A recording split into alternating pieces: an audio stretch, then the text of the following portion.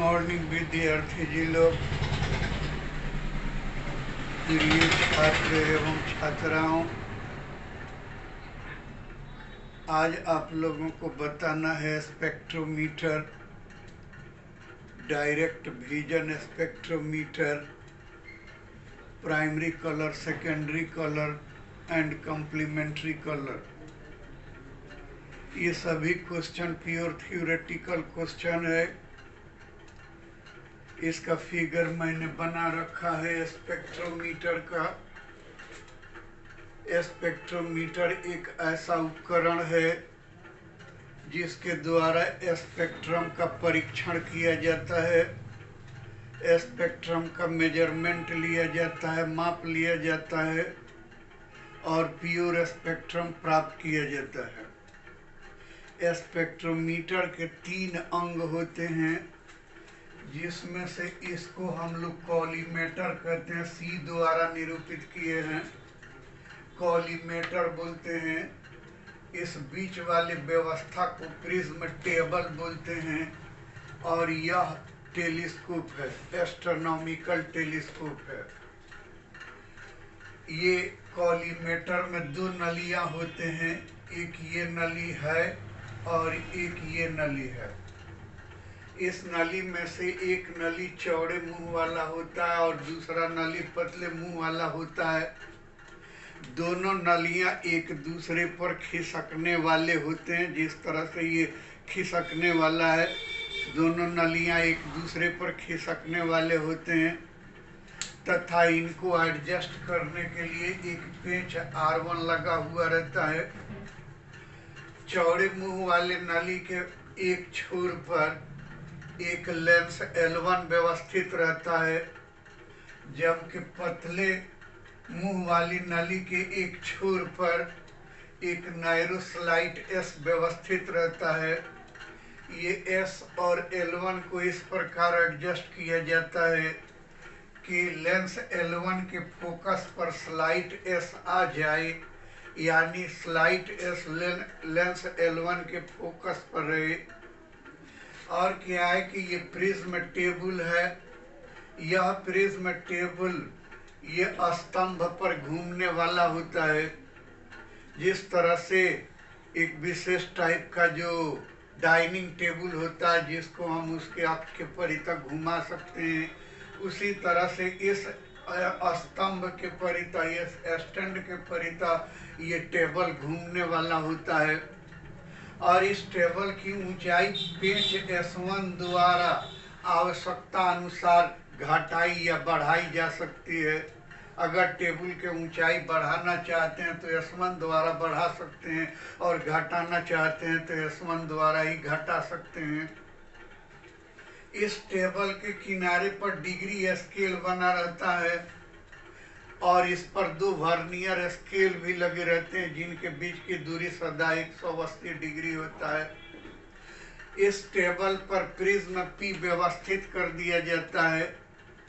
यह prism mean colour के लिए न्यूनतम विचलन की स्थिति में रहता है और इस प्रिज्म टेबल से 3 समतलकारी पेंच S2, S3 और S4 लगे रहते हैं। ये आपको टेलीस्कोप है, प्रायः ये एस्ट्रोनॉमिकल टेलीस्कोप होता है और एस्ट्रोनॉमिकल टेलीस्कोप के बारे में आप जानते हैं, ये इसका ऑब्जेक्टिव है, ये इसका आईपीस है। अब क्या है कि जब नायरोस्लाइट से बीम ऑफ रे किरण पुंज लेंस L1 पर पहुंचता है तो L1 द्वारा अपवर्तित होकर यह किरणें एक दूसरे के समानांतर होकर प्रिज्म P पर पहुंचते हैं। प्रिज्म P पर इन किरणों का, प्रिज्म P द्वारा इन किरणों का डिस्पर्शन होता है और जो कलर्स यहाँ से निर्गत होते हैं उन्हें एस्ट्रोनॉमिकल टेलीस्कोप के लेंस L2 पर लिया जाता है। यह L2 इन्हें L3 यानी आई पीस पर कन्वर्ज कर देता है और इस प्रकार हमें प्योर स्पेक्ट्रम प्राप्त हो जाता है। इस टेलीस्कोप का उपयोग, इस स्पेक्ट्रोमीटर का उपयोग करने के लिए यानी प्रयोग करते समय ये स्पेक्ट्रोमीटर का उपयोग करते समय कुछ इसमें सावधानियां बरतनी पड़ती हैं, कुछ एडजस्ट करना पड़ता है। तो इसमें एडजस्टमेंट क्या करना पड़ता है?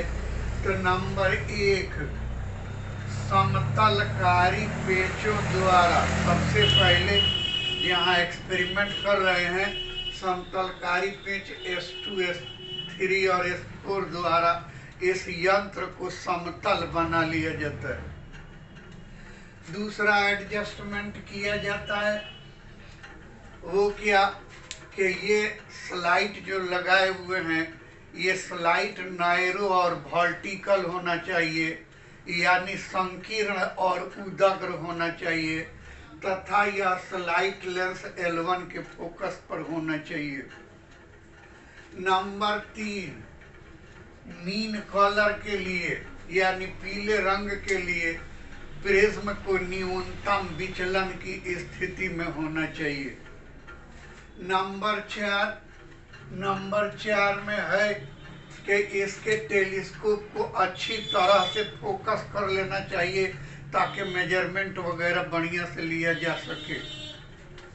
नंबर 5, प्रिज्म के घूमने का अक्ष और टेलीस्कोप का अक्ष, प्रिज्म टेबल और टेलीस्कोप के घूमने का अक्ष एक ही सीध में कर लेना चाहिए।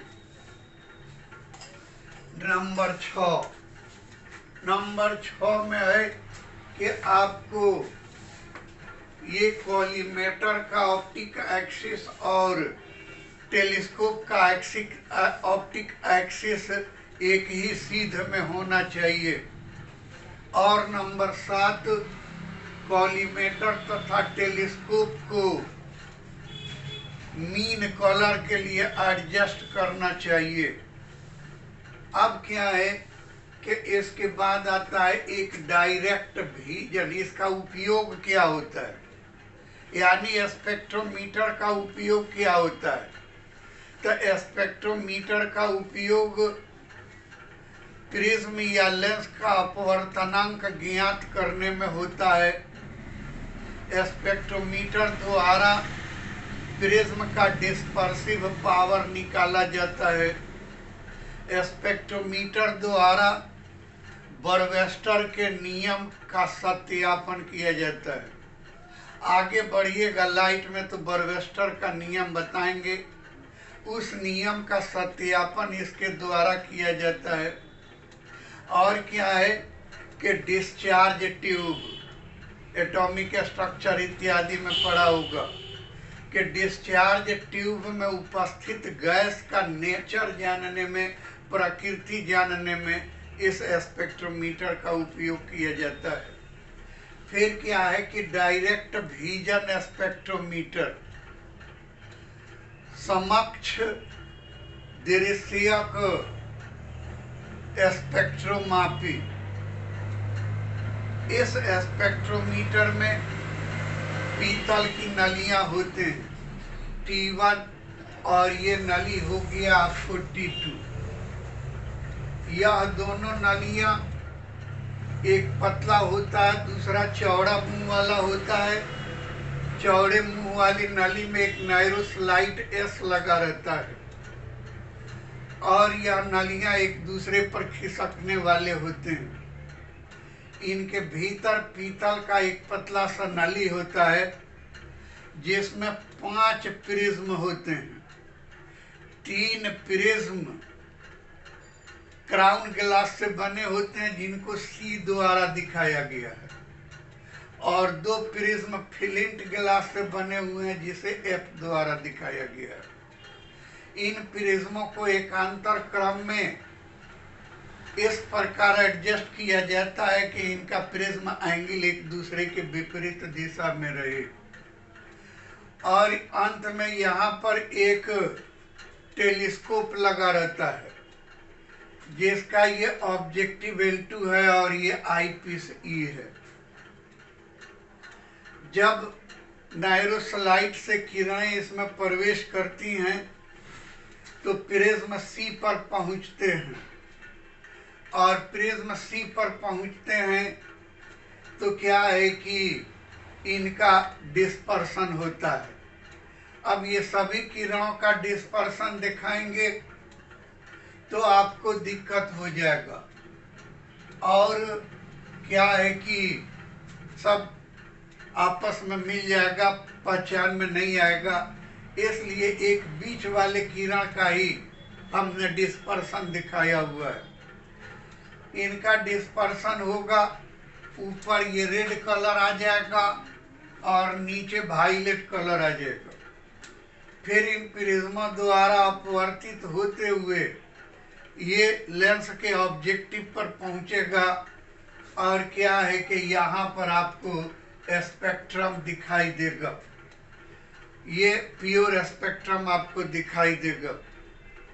इसका मेरिट ये है कि ये बहुत छोटा, जिस तरह से कोई चीज़ आप पॉकेट में लेके घूमते हैं उस तरह से ये स्पेक्ट्रोमीटर एक छोटा स्पेक्ट्रोमीटर है, हल्का स्पेक्ट्रोमीटर है, और इसका उपयोग भी बहुत आसान होता है। इसलिए इसको हम लोग पॉकेट स्पेक्ट्रोमीटर भी कहते हैं। जिस तरह से फीवर नापने वाला थर्मामीटर है, पॉकेट में लेके घूमते हैं और तुरंत किसी का फीवर उससे नाप सकते हैं, उसी प्रकार से ये छोटा स्पेक्ट्रोमीटर है, और इसके द्वारा जहाँ कहीं भी आप स्पेक्ट्रम देखना चाहते हैं तो तुरंत स्पेक्ट्रम इससे देख सकते हैं। स्पेक्ट्रम का इसके द्वारा मेजरमेंट नहीं होता है।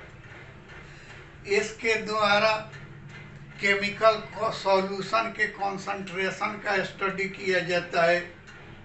इसके द्वारा स्पेक्ट्रम का एनालिसिस वगैरह किया जाता है। तो ये भी कोई बड़ी बात नहीं है। अब रही बात प्राइमरी कलर। प्राइमरी कलर प्राथमिक रंग, 3 रंग हैं जिनको प्राइमरी कलर कहा जाता है। हम यहाँ ट्रायंगल पर बना दिए हैं। जो ट्रायंगल के शिखर पर ये लोग हैं, कोना पर जो हैं, उन्हें ही प्राइमरी कलर कहा जाता है। यानी ब्लू, ग्रीन और रेड कलर को प्राइमरी कलर माना जाता है। इन तीनों रंगों में ये विशेषता है कि इन तीनों रंगों को या इनमें से किसी 2 रंग को उचित अनुपात में मिलाई जाए तो कोई अलग रंग प्राप्त हो जाता है। उस प्राप्त होने वाले रंग को सेकेंडरी कलर कहा जाता है। परंतु 2 या 2 से अधिक दूसरे रंगों को आपस में मिलाई जाए तो ये प्राइमरी कलर ब्लू, ग्रीन या रेड नहीं प्राप्त होता है। तो ये याद रखिए कि ब्लू, ग्रीन और रेड कलर को प्राइमरी कलर कहा जाता है। इन कलर्स को आपस में मिलाने पर सेकेंडरी कलर प्राप्त होता है। इस ट्रायंगल द्वारा ही इसको देख सकते हैं। ये आपको ब्लू और ग्रीन तथा रेड कलर को, यानी तीनों प्राइमरी कलर को उचित अनुपात में मिला दिया जाए तो व्हाइट कलर प्राप्त होता है। ध्यान रखें, primary colour blue, green, red को मिला दे जाए तो व्हाइट कलर प्राप्त होता है। और क्या है कि ब्लू और ग्रीन को आपस में मिलाई जाए, ब्लू और ग्रीन को आपस में मिलाई जाए तो पीकॉक कलर प्राप्त होता है, मोरकंठी रंग प्राप्त होता है। ब्लू और रेड कलर को आपस में मिलाई जाए तो मैजेंटा कलर प्राप्त होता है, यानी गुलाबी कलर प्राप्त होता है, जिसे रानी कलर भी आप लोग बोलते हैं। और अगर तीनों सेकेंडरी कलर को आपस में मिला दिया जाए, अर्थात पीकॉक को, मैजेंटा को और येलो को आपस में मिला दिया जाए तो व्हाइट कलर प्राप्त होता है। और ग्रीन तथा रेड कलर को मिला दिया जाए तो येलो कलर प्राप्त होता है। तो याद रखिए, blue plus green plus red बराबर व्हाइट, ब्लू प्लस ग्रीन बराबर पीकॉक, ग्रीन प्लस रेड बराबर येलो, ब्लू प्लस रेड बराबर magenta, peacock plus yellow plus magenta बराबर वाइट। इसी प्रकार से एक और आता है कॉम्प्लीमेंट्री कलर, कॉम्प्लीमेंट्री कलर, पूरक रंग। उन दो रंगों को एक दूसरे का कॉम्प्लीमेंट्री कलर कहा जाता है, जिन्हें आपस में मिलाने पर उजला कलर प्राप्त हो जाता है। जैसे कि रेड और पीकॉक को मिला दिया जाए तो उजला रंग प्राप्त होता है, अतः रेड और पीकॉक कॉम्प्लीमेंट्री कलर हैं। ब्लू और येलो को आपस में मिला दिया जाए तो व्हाइट कलर प्राप्त होता है, अर्थात ब्लू और येलो एक दूसरे के कॉम्प्लीमेंट्री कलर हैं। ग्रीन और मैजेंटा को आपस में मिला दिया जाए उचित अनुपात में तो व्हाइट कलर प्राप्त होता है, अर्थात ग्रीन और मैजेंटा एक दूसरे के कॉम्प्लीमेंट्री कलर हैं। इसी वजह से आपको ब्लू, ये कपड़ा धोने के बाद नील चढ़ाई जाती है, क्योंकि कपड़ा जब पानी से धोते हैं तो पानी की अशुद्धता के कारण, पानी के पॉल्यूशन के कारण कपड़ा थोड़ा पीला पड़ जाता है, और अगर उस पर अब ब्लू कलर हम चढ़ा देंगे, नील चढ़ा देंगे, तो ब्लू और येलो मिल के व्हाइट कलर बन जाएगा और कपड़ा ज़्यादा साफ और चमकदार दिखाई देगा। तो आज इतना ही रहने दिया जाए। कल आप लोगों को ये प्योर थ्योरेटिकल चीज़ था, इसलिए फिगर पहले बना दिया और जल्दी से बोल दिया। थ्योरेटिकल चीज़ नोट्स में आप लोग देख लीजिएगा, लिख लीजिएगा। कल आप लोगों को ये चैप्टर ख़त्म हो जाएगा। कल आप लोगों को रेनबो बताएंगे। थैंक यू, धन्यवाद।